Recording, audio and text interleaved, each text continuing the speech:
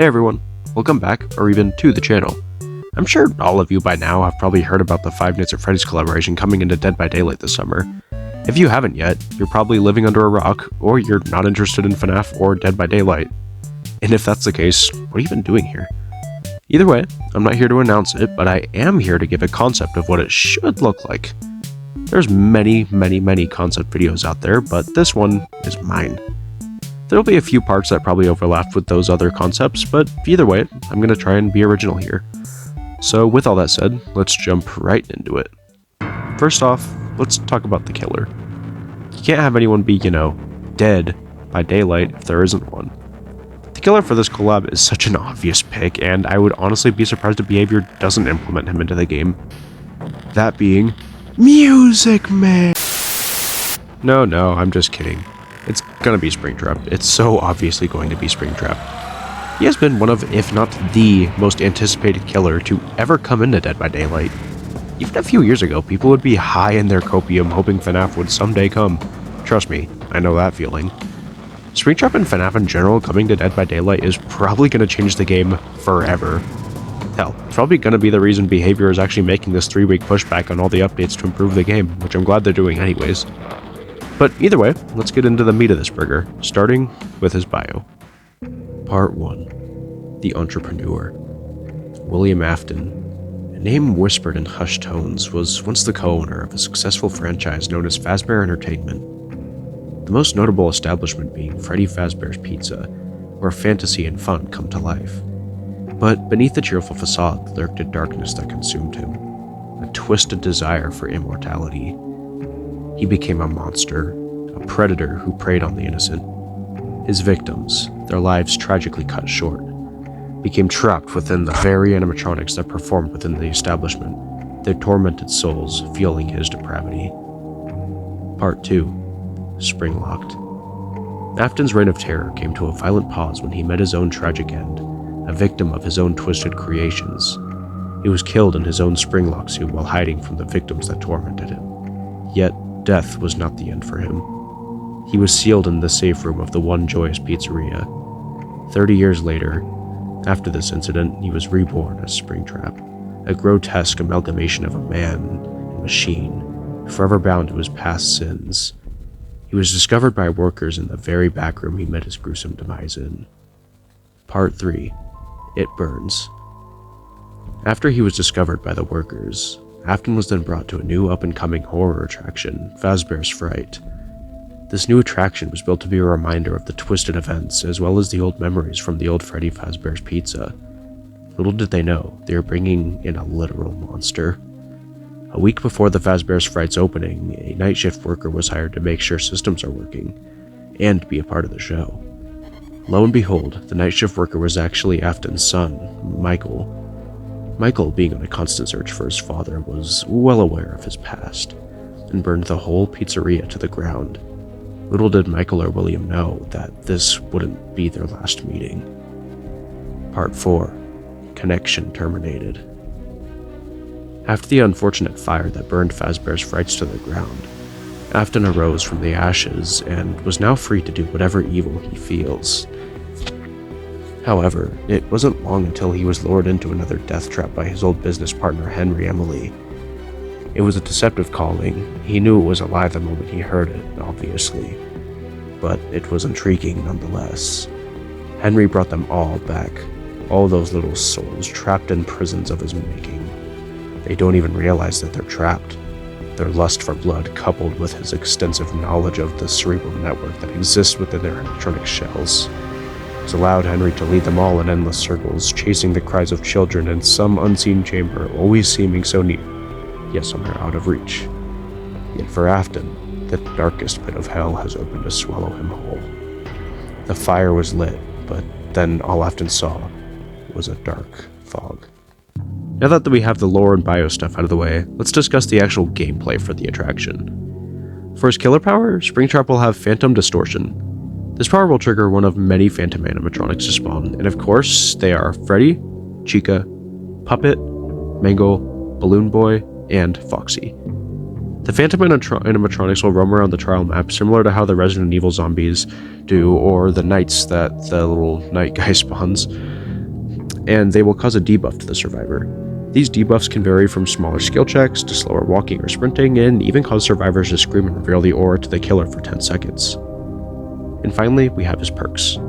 Coming up with perks for this one was kinda difficult, yet also extremely easy. For his first perk, he will have Spring Locked. Bounded within this mechanical prison, you have gained the knowledge of the mechanisms around you.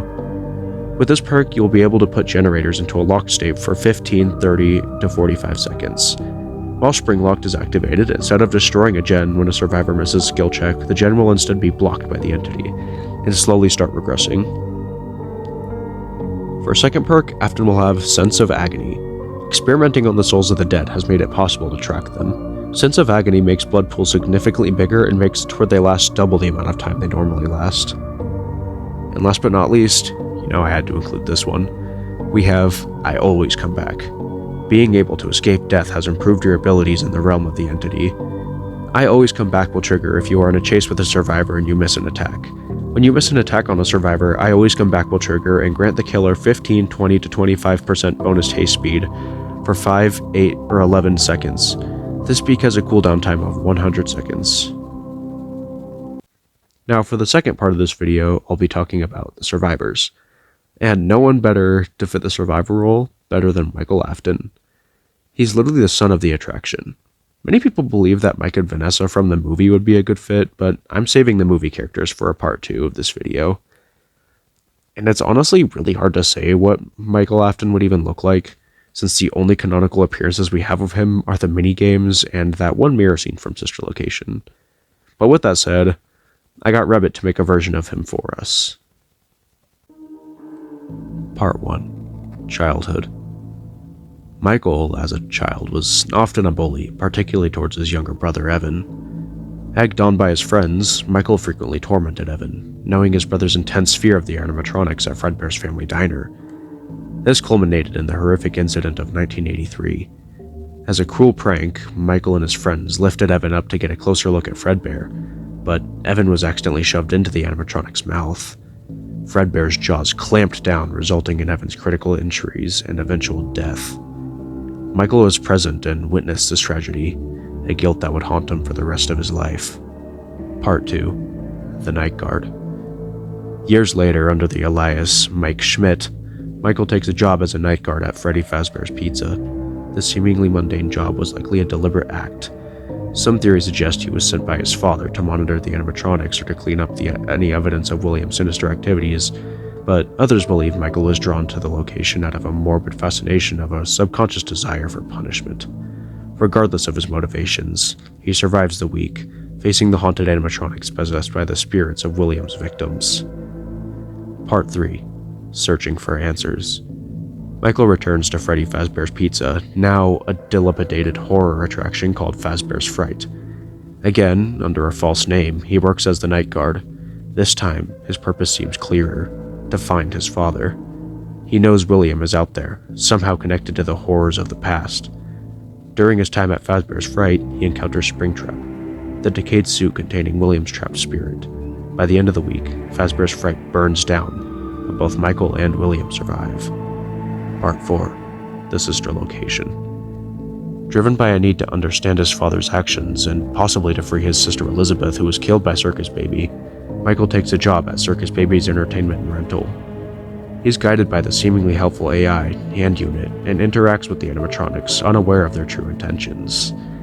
He eventually learns the truth. The animatronics are possessed by the spirits of William's victims, and they're planning to combine themselves into a single entity, Ennard, to escape. Michael unknowingly becomes a vessel for Ennard. The animatronics scoop out his insides and use his body as a disguise to leave this facility. However, Michael's body, infused with Remnant, refuses to die. He eventually regurgitates Ennard, his body miraculously healing. This event solidifies his undead, almost robotic nature. Part 5. The End. Michael, now aware of his undead state, and still determined to end his father's reign of terror, answers an advertisement for a new Freddy Fazbear's Pizza restaurant. This is a trap orchestrated by Henry Emily, William's former business partner and father of one of William's first victims, Charlotte. Henley plans to lure all the remaining possessed animatronics, including William, Elizabeth, and the remnants of Ennard, into one location to run them all, and finally put their souls to rest. Michael is aware of the plan and willingly participates, knowing it will likely mean his own demise. He confronts his father and sister one last time. Henry sets the pizzeria ablaze, freeing his souls of the children and finally ending the Afton family's destructive legacy. Michael is present during the fire, accepting his fate. As the fog thickens, he enters a new realm. Next, let's talk about his perks. Just like the killer, survivors must also come with their unique perks. Michael was hard to think of some for, especially because, like I said earlier, we barely see him in the games. However, after some long brainstorming, I came up with some. First off, we have familiar haunting. Years spent in the shadows of terror have sharpened your senses to the signs of danger. When the killer is within a 32 to 28 to 24 meter radius, you receive a visual notification. This notification persists for 3 seconds after the killer leaves the radius. While within the killer's terror radius, you gain 5, 7 to 9% increased repair speed, healing speed, and sabotage speed.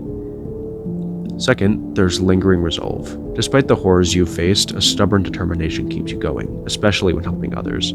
After being unhooked, either by yourself or another survivor, you gain the endurance status effect for 6, 8 to 10 seconds. This effect persists even if you perform a rushed action.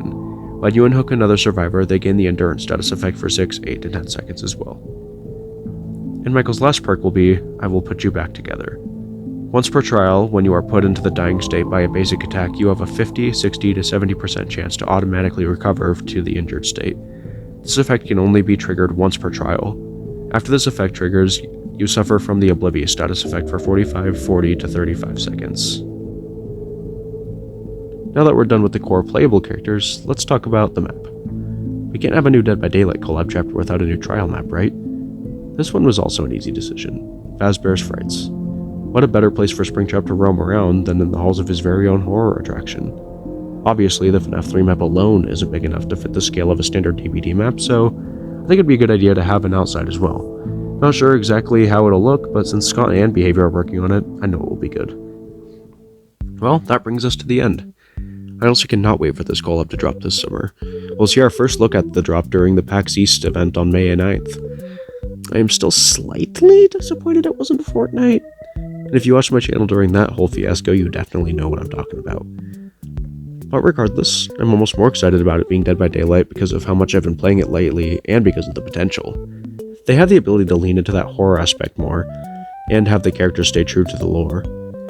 Fortnite can't really do that the way Dead by Daylight will. But hey, thanks for making it this far. I really appreciate you guys watching. If you have any ideas for videos or just want to chat with some like-minded people, join Matronic Horde, or feel free to comment below. The link to the server will be in the description. Also free to like and subscribe to support the channel if you like what you're watching. I would also love to shout out Crazy Rabbit yet again, this time for the Michael and Springtrap renders. And with that said, I'll see you in the next one.